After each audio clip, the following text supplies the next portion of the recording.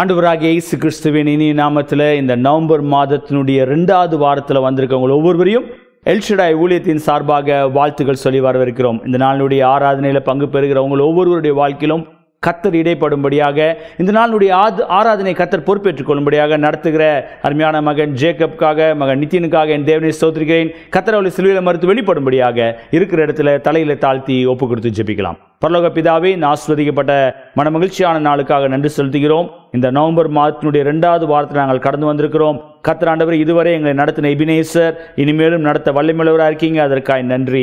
இந்த நாளுடைய ஆராதனை எங்களுக்கு ஆசீர்வதித்து கொடுங்க. இதை பார்த்து கொண்டிருக்க ஒவ்வொருவரோடு நீங்கள் இடைப்பட வேண்டுமாய் ஜெபிக்கிறேன். இந்த நாளுடைய ஆராதனை நடத்துகிற ஜேக்கப்காக, நித்தினுக்காக நன்றி செலுத்துகிறோம். கர்த்தர் அவளை சிலுவையில் மறுத்து வெளிப்படுங்க. இந்த ஆராதனை ஆண்டவரை நீர் எங்களோடு இடைப்படுகிற ஒரு ஆராதனையாக இருக்க உதவி செய்வீராக. வசனத்தின் மூலமாக நீங்கள் பேசுங்க, பெரிய காரியங்களை செய்வீராக. இயேசு மூலமாய் ஜெபிக்கிறோம் நல்ல பிதாவே, ஆமேன் ஆமேன். இப்பொழுதும் கரங்களை தட்டி உற்சாகமாக பாடுவோம். கர்த்தர் நம்ம ஒருவரோடு இடைப்பட உண்மை உள்ளவராக இருக்கார். ஆமேன். Praise lord. கர்த்தருடைய பெரிதான கிருபையினால இந்த 2வது வார ஆராதனைக்கு வந்திருக்கிற உங்கள் ஒவ்வொருவரையும் வாழ்த்தி வரவேற்கிறோம். ஸோ எங்களோடு கூட சேர்ந்து ஒரு சில பாடல்கள் பாடலாம். கர்த்தருடைய நாமத்தை உயர்த்தும் பொழுது அவர் நம்முடைய ஆராதனையில் பிரியப்பட வல்லவராக இருக்கிறார். ஸோ எங்களோடு கூட சேர்ந்து இந்த பாடல்கள் தெரிந்திருக்கும் என்றால் சேர்ந்து பாடுங்க, அவருடைய நாமம் மகிமைப்படும். ஆமென்.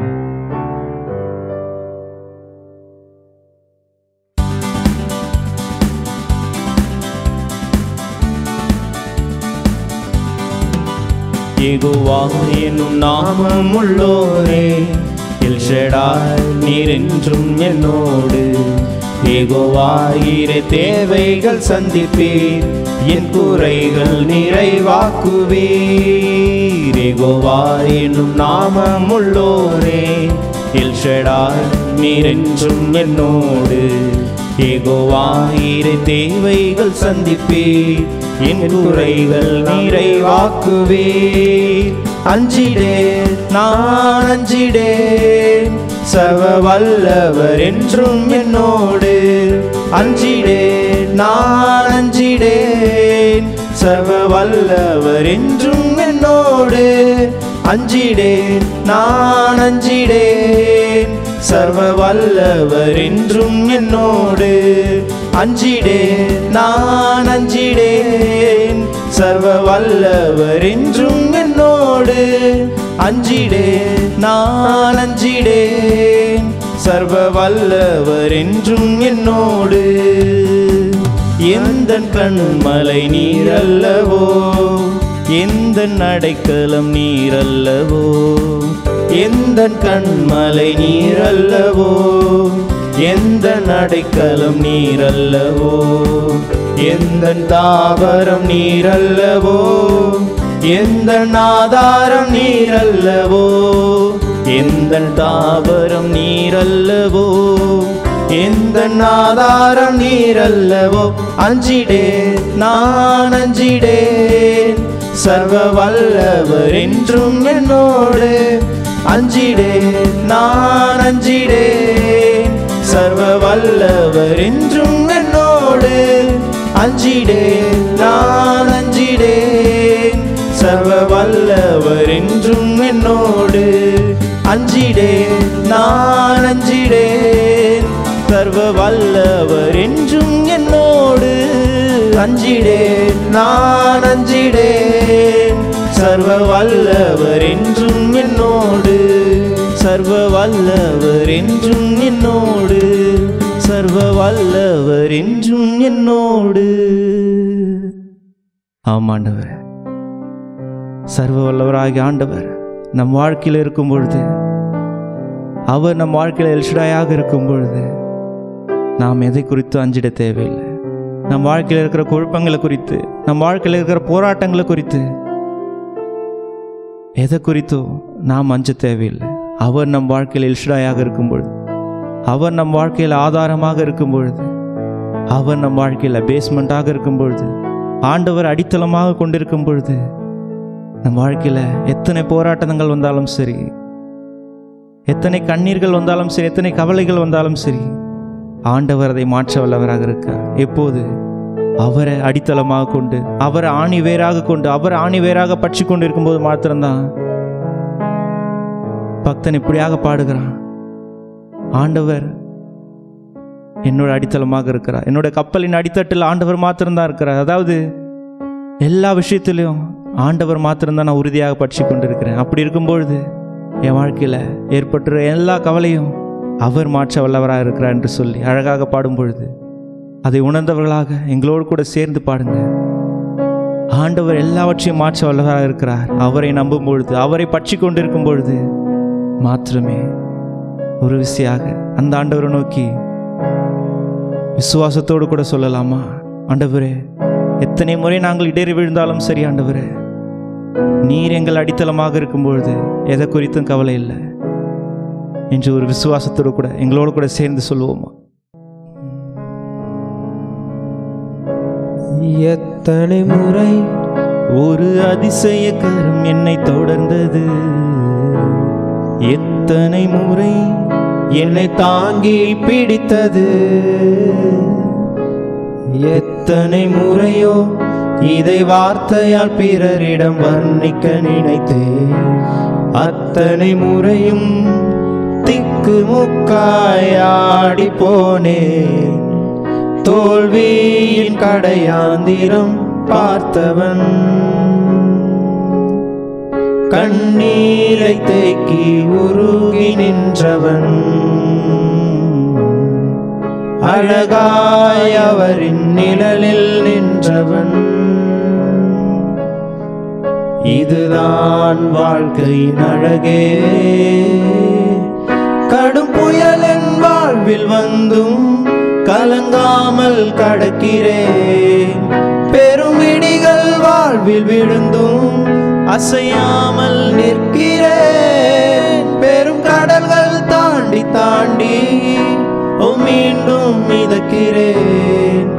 என் கப்பலின் அடித்தட்டில் என் இயேசு இருக்கிறார். பெரும் கடல்கள் வாழ்வில் வந்தும் கலங்காமல் கடக்கிறேன். பெரும் இடிகள் வாழ்வில் விழுந்தும் அசையாமல் நிற்கிறேன். பெரும் கடல்கள் தாண்டி தாண்டி மீண்டும் மிதக்கிறேன். என் கப்பலின் அடித்தட்டில் என் இயேசு இருக்கிறார்.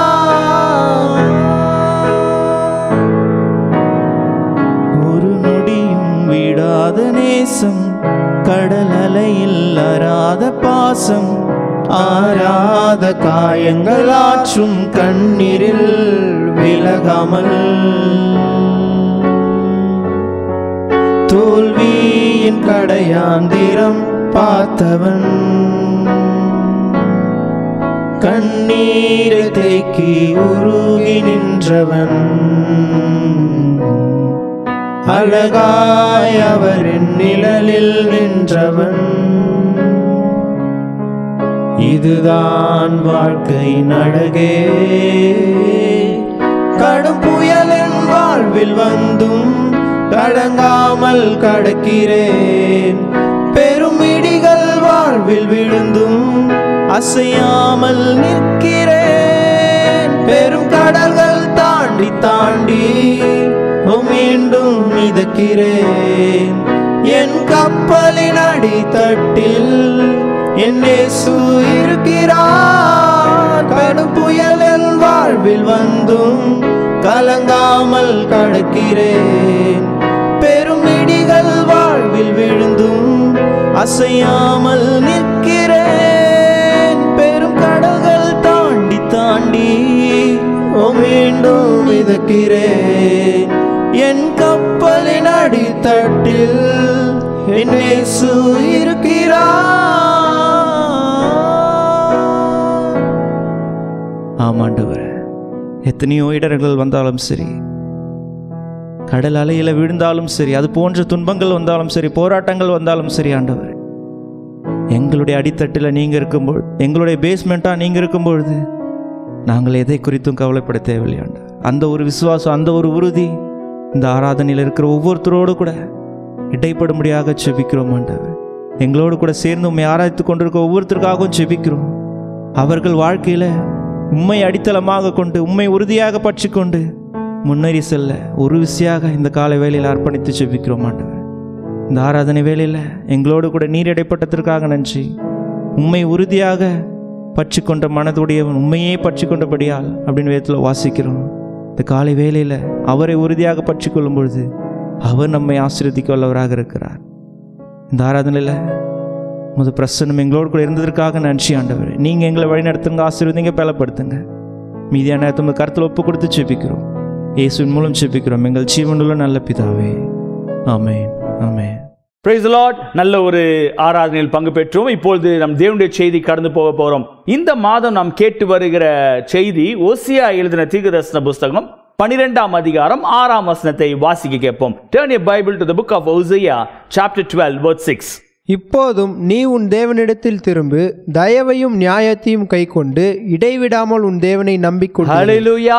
இடைவிடாமல் உன் தேவனை நம்பிக்கொண்டு. இப்பொழுதும் உன் தேவனிடத்தில் திரும்பு. இந்த வசனத்துக்கு கீழாக நாம் 1ஆம் தேதி மற்றும் முதல் வாரம் செய்தியை கேட்டோம். Turn to God, keep mercy and judgment and wait on the God என்று சொல்லி 1ஆம் தேதி நாம் செய்தியை பார்த்தோம். 2ஆம் தேதி பார்க்கும்போது focus on God என்று சொல்லி 3 C பற்றி நாம் பார்த்தோம். The call to return, the character of true worship, the practice of or continuous worship in the times of trouble என்று சொல்லி 3 விதமான C குறித்து போன வார செய்தியில பார்த்தோம். இன்றைக்கு அதனுடைய தொடர்ச்சியாக அந்த வசனத்தில் போடப்பட்டிருக்கு தயவையும். முதலாவது நீ கர்த்தர் இடத்துல திரும்பு, இரண்டாவது தயவையும் நியாயத்தையும் கை கொண்டிரு. ஸோ இன்னைக்கு விசுவாசிகளாகிய உங்களுக்கும் எனக்கும் கொடுக்கப்பட்ட ஒரு எச்சரிக்கை இல்லை ஒரு ஆலோசனை இல்லை ஒரு உத்தரவு என்னவென்றால், உங்களுடைய வாழ்க்கையிலும் என்னுடைய வாழ்க்கையிலும் தயவையும் நியாயத்தையும் கை கொண்டிருக்கிற ஒரு பிள்ளைகளாக இருக்க வேண்டும். இந்த உலகத்தில் அநேக அநியாயங்கள் நடைபெற்றுக் கொண்டிருக்கு.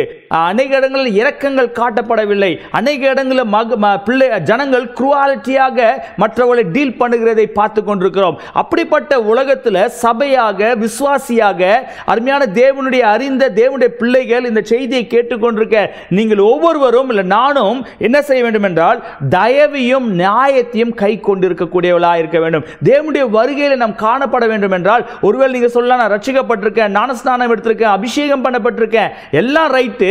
உங்களுடைய வாழ்க்கையில தயவு இல்லை, மற்றவங்க கைண்ட்னஸ் இல்லை அப்படின்னா, ஒரு ப்ராப்பர் ஜட்ஜ்மெண்ட் இல்லை என்றால் உங்களுடைய வாழ்க்கை என்னுடைய வாழ்க்கை கைவிடப்பட்ட நிலைமையில போய்விடும். இந்த இடத்துல பார்க்கிறோம் அப்சர்வ் கைண்ட்னஸ் அண்ட் ஜஸ்டிஸ் என்று ஒரு டிரான்ஸ்லேஷன் போட்டிருக்கு. அப்படி என்றால் உங்களுடைய வாழ்க்கையில் எல்லா சூழ்நிலையிலும் we have to observe kindness with people. நம்ம பார்க்கிற ஒவ்வொரு ஜனங்களோடு நாம் தயவாய் நடந்து கொள்ளக்கூடியவளாக இருக்க வேண்டும். அதற்கும் மேலாக அநியாயம் நிறைந்த இந்த உலகத்தில் நாம் நீதி உள்ளவளாய், நீதி செய்யக்கூடியவளாய், உண்மை உள்ளவளாய் இருக்க வேண்டும் என்று சொல்லி ஆவியானவர் விரும்புகிறார். இந்த வருடத்தினுடைய கடைசியில் வந்திருக்கிறோம். இந்த நவம்பர் மாதத்தில் உங்களுடைய வாழ்க்கையில் என்னுடைய வாழ்க்கையில் ஒரு எச்சரிக்கையா இருக்க வேண்டும். நாம் எதை செய்தாலும் அது கர்த்தரை பிரியப்படுத்தக்கூடியதாக இருக்க வேண்டும். வாசிக்கலாம் மீகா எழுதின தீர்க்கதரிசன புஸ்தகம் 6ஆம் அதிகாரம் 8ஆம் வசனத்தில் தேவன் எதிர்பார்க்கிற காரியம் என்ன என்று நாம் யோசிக்கலாம். மீகா 6:8. மனுஷனே, நன்மை இன்னதென்று அவர் உனக்கு அறிவித்திருக்கிறார். நியாயம் செய்து இரக்கத்தை சிநேகித்து உன் தேவனுக்கு முன்பாக மனத்தாழ்மையாய் நடப்பதை அல்லாமல் வேறு எண்ணத்தை கர்த்தர் உன்னிடத்தில் கேட்கிறார். ஹல்லேலூயா. என் கண்பான தேவனுடைய பிள்ளைகள், இந்த வசனம் ரொம்ப அழகான ஒரு வசனம். தேவன் உங்ககிட்ட என்கிட்ட எதிர்பார்க்கிற காரியம், மனுஷனே நீ நியாயத்தை செய்யக்கூடியவங்களா. அந்த வசனத்தை மறுபடியும் வாசிக்கலாமா? மீகா 6:8 ரொம்ப அழகா இருக்கு. வாசிக்கலாம் மறுபடியும். மனுஷனே, நன்மை இன்னதென்று அவர் உனக்கு அறிவித்திருக்கிறார். நன்மை இன்னதென்று அவர் உனக்கு அறிவித்திருக்கிறார்.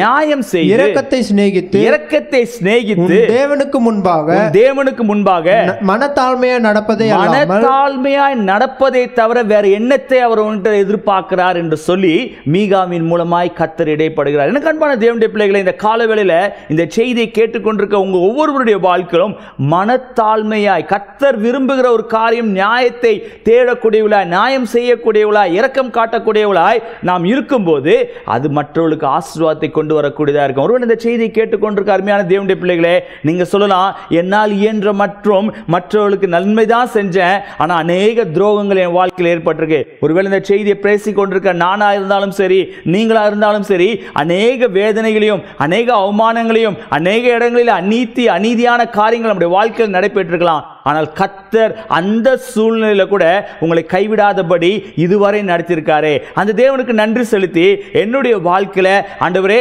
நான் நியாயத்தை கடைபிடிக்கக்கூடியவனாய், உண்மை உள்ளவனாய், ஆண்டவரே உங்களுக்கு மனத்தாழ்மையோடு காத்திருக்கக்கூடியவனாய் என்னை மாற்றுங்க என்று சொல்லிக்க. இன்னொரு வசனத்தை வாசிக்கலாம். மத்தேயு எழுதின சுவிசேஷம் 22ஆம் அதிகாரம் 37 39 வாசிக்க கேட்போம். மத்தேயு 22 37 39. இயேசு அவனை நோக்கி, உன் தேவனாகிய கர்த்தரிடத்தில் உன் முழு இருதயத்தோடும் உன் முழு ஆத்மாவோடும் உன் முழு மனதோடும் அன்பு கூர்வாயாக. இது முதலாம் பிரதான கற்பனை. இதற்கு ஒப்பாயிருக்கிற இரண்டாம் கற்பனை என்னவென்றால், உன்னிடத்தில் நீ அன்பு கூறுவது போல பிறனிடத்திலும் அன்பு கூறுவாயாக என்பதே. ஹல்லேலூயா. எனக்கு அன்பான தேவனுடைய பிள்ளையே, ஆண்டவர் எதிர்பார்க்கிற இல்ல அதற்கு ஈடா இருக்கக்கூடிய கற்பனை என்ன? நீ உன்னை நேசிக்கிறது போல பிறனிடத்தில் நீ அன்பு கூறுவாயாக. அப்படின்னா அப்சர்வ் கைண்ட்னஸ். நீ அந்த நியாயத்தை கடைபிடிக்கக்கூடியவளாய், தேவனுடைய சன்னிதானத்தில் தயவை கடைபிடிக்கக்கூடியவளாய் இருக்கும்போது உங்களுடைய வாழ்க்கையில, என்னுடைய வாழ்க்கையில தேவனை பிரியப்படுத்தக்கூடிய கற்பனைகளை நிறைவேற்றக்கூடியவளாய் இருக்கிறோம். இந்த செய்தியை கேட்டுக்கொண்டிருக்க நம்முடைய வாழ்க்கையில நன்மை செய்ய முடியாதபடி அநேக துரோகங்கள் நிமித்தம் நாம் சோர்ந்து போயிருப்போம் என்றால் இன்றைக்கு ஒரு முடிவு இருப்போம். ஆண்டவரே, என் வாழ்க்கையில் அநேக கஷ்டங்கள், அநேக பாடுகள், அநேக அவமானங்கள், அநேக துரோகங்களை நான் சந்திச்சிருக்கலாம். ஆனால் நான் எதை செய்தாலும் நான் என்னை நேசிக்கிறது போல பிறரை நேசிக்கக்கூடியவனாய், ஆண்டவரே மற்றவர்களிடத்தில் மனத்தாழ்மையா இருக்கத்தக்கதாய், முழு இதயத்தோடு அன்பு கூறத்தக்கதாய் என்னை மாற்றுங்க என்று சொல்லி கேட்போம். கர்த்தரிடத்தில் திரும்புவது மாத்திரமல்ல, தயவையும் நியாயத்தையும் கடைபிடிக்கக்கூடிய ஒரு விசுவாசியாக, ஒரு சபையாக நாம் மாறுவோம். கர்த்தர் நிச்சயமாகவே நம்மை கொண்டு பெரிய காரியங்களை செய்ய முடியும். இருக்கிற இடத்துல தலைகளை தாழ்த்தி ஆவியானவருடைய கரத்தில் ஒப்பு கொடுத்து, ஆண்டவரே என்னுடைய வாழ்க்கையில அப்படிப்பட்ட கிருபையை தாங்க, என்னுடைய மாமிசம் என்னை மேற்கொள்ளாதபடி ஆவியினாலே நடத்தப்படக்கூடியவனாய், நடத்தப்படக்கூடியவளாய் என்னை மாற்றுங்க என்று சொல்லி கேட்போம். கர்த்தர் நிச்சயமாகவே மாற்ற வல்லமை உள்ளவராக இருக்கார். ஒப்பு கொடுத்து ஜெபிக்கலாமா? பரலோக பிதாவே, இந்த ஆசீர்வதிக்கப்பட்ட வேலைக்காக நன்றி ஏசப்பா. விசேஷமாய் இந்த அருமையான காலவேளையில் நீர் எங்களோடு இடைப்பட்டதுக்காக நன்றி ஆண்டவரே. ஆண்டவரே, உம்முடைய வாழ்க்கை, ஆண்டவரே உம்முடைய விருப்பத்தை நிறைவேற்றக்கூடிய விசுவாசிகளாக, சபையாக, ஊழியர்களாக எங்களை மாற்ற வேண்டுமாய் ஜெபிக்கிறேன் ஆண்டவரே. அப்சர்வ் கைண்ட்னஸ் அண்ட் ஜஸ்டிஸ் என்ற வசனத்துக்கு ஏற்றார் போல ஆண்டவரே நியாயத்தை கடைபிடிக்கக்கூடியவளாய், தயவுள்ளவளாய், மற்றவரிடத்தில் இரக்கம் காட்டக்கூடியவளாய், ஆண்டவரே பிரதான கற்பனையாக ஆண்டவரே என்னை நேசிக்கிறது போல பிறரை நேசிக்கத்தக்கதாய் கர்த்தர் எங்களுக்கு உதவி செய்ய வேண்டுமாய் ஜெபிக்கிறேன். இதை பார்த்து கொண்டிருக்க ஒவ்வொருவரையும் அப்படியாகவே ஆசீர்வதிப்பீராக. அவர்களுக்கு நன்மையான காரியங்களை ருசிக்க கர்த்தர் உதவி செய்யுங்க. அவருடைய எதிர்பார்ப்புகளை நிறைவேற்றி கொடுங்க. எல்லா துதி கன மகிமை ஒருவருக்கே செலுத்துகிறோம். இயேசு மூலமாய் ஜெபிக்கிறோம் நல்ல பிதாவே, ஆமென். என் ஆத்துமாவே கர்த்தரை ஸ்தோத்ரி, என் முழுமே அவருடைய பரிசுநாமத்தை ஸ்தோத்ரி. என் ஆத்துமாவே கர்த்தரை ஸ்தோத்ரி, அவர் செய்த சகல உபகாரங்களையும் மறவாதே. ஆமென். கர்த்தராகிய இயேசு கிறிஸ்துவினுடைய கிருபையும் பிதாவாகிய தேவனுடைய அன்பும் பரிசுத்த ஆவியானவருடைய அன்னுநைக்கியமும் நம் அனைவரோடு கூட இப்பொழுதும் எப்பொழுதும் சதா காலம் இருப்பதாக. ஆமென். ஹல்லேலூயா. கர்த்தர் உங்களை ஆசீர்வதிப்பாராக. ஸ்கிரீன்ல வருகிற வாட்ஸ்அப் நம்பர்ல ஜெப குறிப்பு இருக்கு என்றால் தெரியப்படுத்துங்க. உங்களுக்காக ஜெபிக்க நாங்கள் ஆயத்தமா இருக்கிறோம். கர்த்தர் உங்களை ஆசீர்வதிப்பார். ஆமென்.